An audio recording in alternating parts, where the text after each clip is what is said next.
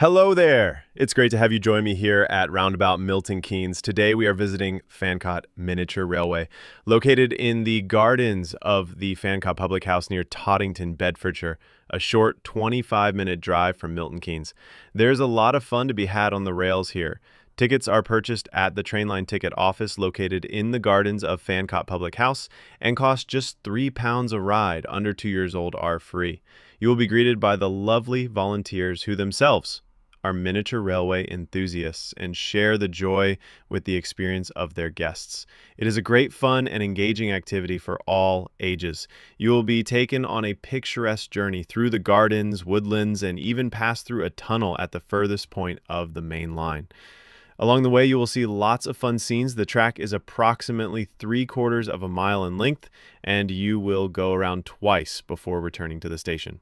Fancott Miniature Railway is the oldest miniature railway located on the grounds of a public house. In fact, in August this year, it's due to celebrate its 50th year. Fancott's Miniature Railway opens on Mother's Day through to the end of September. It runs Saturday, Sunday, and bank holidays 12 to 5, and in school holidays also opens on a Wednesday 12 to 4, although they advise to check the Facebook page before traveling.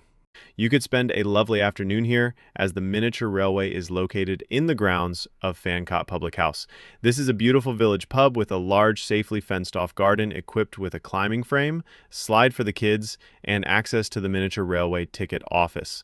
A perfect place to relax, as there is no shortage of comfortable tables and chairs, with shade provided, and a varied menu of food.